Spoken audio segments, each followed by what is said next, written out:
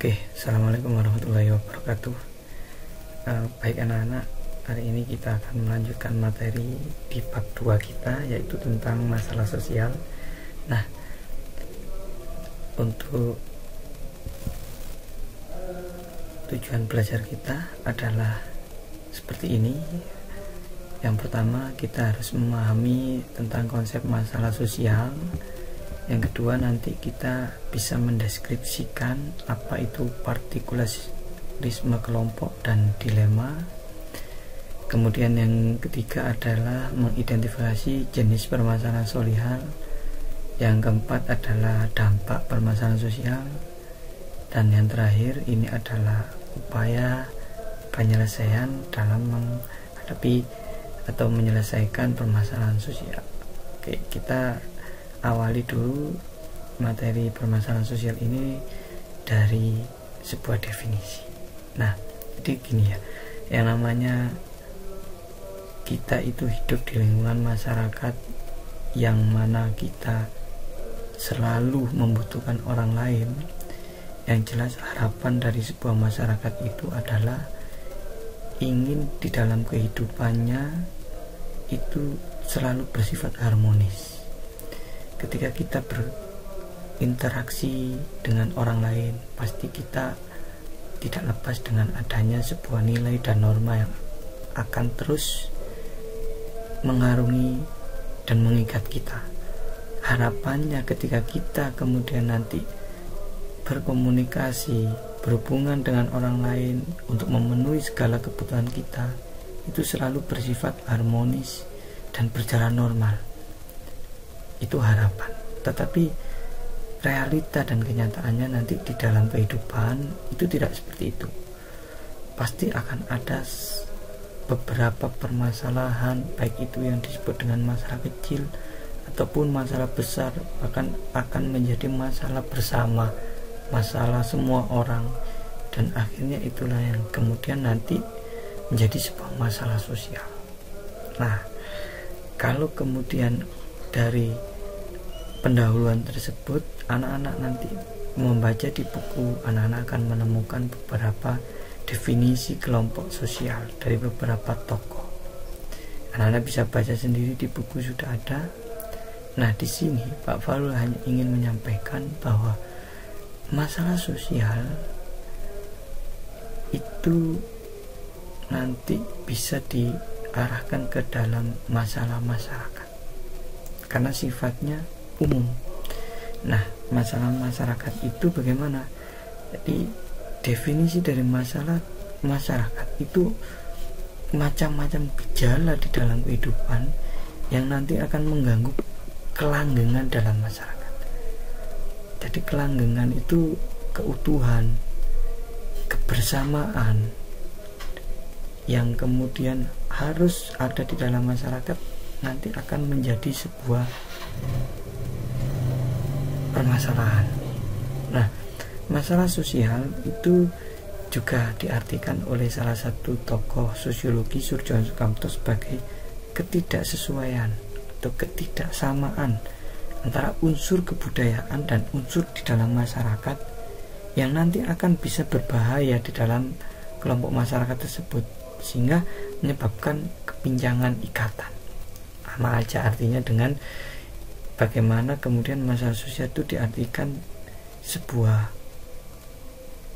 gejala yang nanti akan mengganggu kelanggengan di dalam masyarakat tersebut. Itu ya.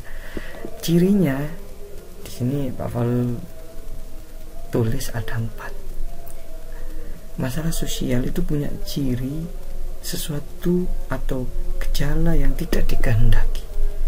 Yang namanya masalah pasti semua orang ingin menghindari dong, nggak akan ada yang mau yang cari masalah.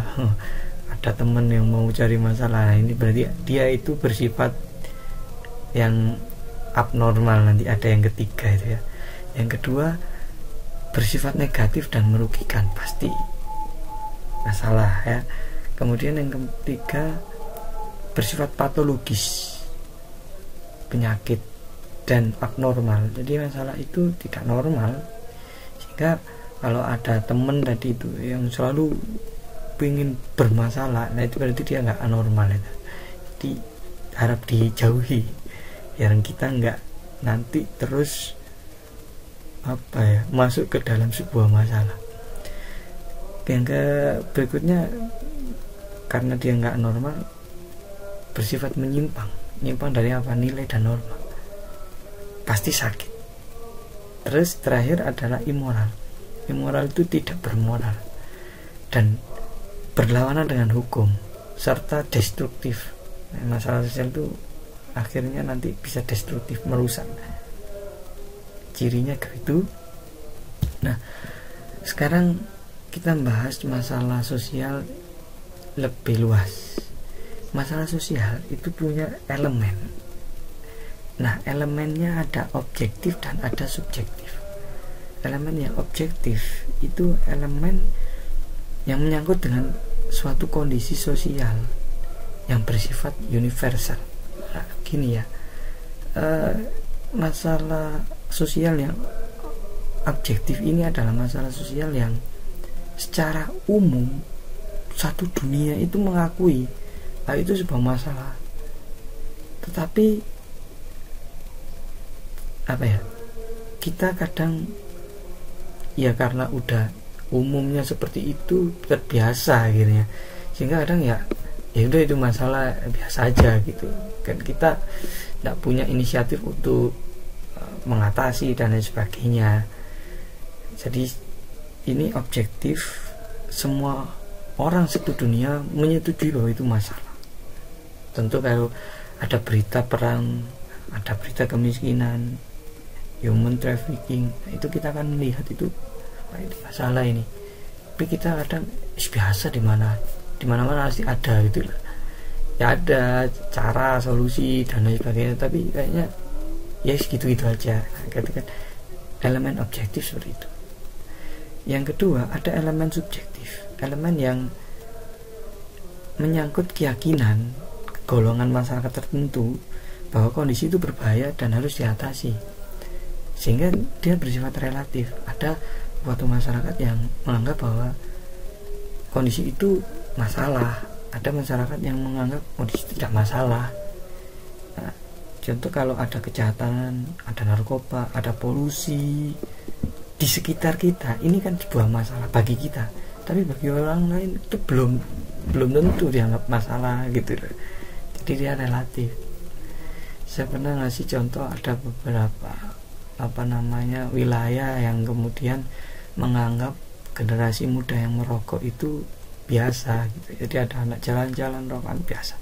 Tapi kondisi di masyarakat kita, nilai normanya mengikat ya kalau ada anak merokok itu terkesan menyalahi nilai dan norma, dan itu berarti masalah gitu. Itu subjektif. Oke ya, lanjut. Saya kira untuk memahami tentang masalah sosial dari sini sudah cukup. Nanti anak-anak bisa melanjutkan dengan membaca bacaan-bacaan di buku. Nanti kita lanjutkan dengan diskusi. Nah, sebelum ke arah situ, ini ada beberapa asah otak namanya. Ada beberapa permasalahan atau beberapa pertanyaan yang setidaknya nanti anak-anak harus bisa menjawab. Ini adalah tujuan kita belajar hari ini. Pertama, mengapa dalam suatu masalah selalu ada masalah? Yang kedua, mengapa kita harus menjaga nilai sosial budaya ada di masyarakat kita, dan sikap dan perilaku apa yang harus kita terapkan untuk menjaga nilai-nilai sosial budaya di masyarakat. Yang ketiga, bagaimana tanggapan anak-anak, tanggapanmu tentang maraknya disorganisasi keluarga, itu perpecahan itu ya, perpecahan atau ada yang mengartikan sebagai perceraian mungkin yang sering terjadi di dunia selebritis ya. Kalau anak-anak lihat di televisi itu banyak sekali, dan berapa besar pengaruh yang ditimbulkan karena derasnya pemberitaan terhadap keluarga di masyarakat umum. Jadi berita-berita tentang tayangan televisi yang seperti itu pengaruhnya gimana nanti di dalam kehidupan masyarakat sebagai objek atau sebagai penonton gitu lah ya. Gimana? Itu sekira pendahuluan untuk memahami tentang masalah sosial, sebelum nanti kita bisa melanjutkan di materi berikutnya tentang bentuk-bentuk dari masalah-masalah sosial seperti kemiskinan, kriminalitas, pengangguran, kemudian delinkuensi, kenakalan remaja, ada kemudian nanti istilahnya ketimpangan sosial dan sebagainya ya. Sekira itu nanti anak-anak baca di buku, kemudian menjawab. Kalau ada pertanyaan nanti kita bisa diskusikan secara langsung. Terima kasih. Wafal akhiri. Assalamualaikum warahmatullahi wabarakatuh.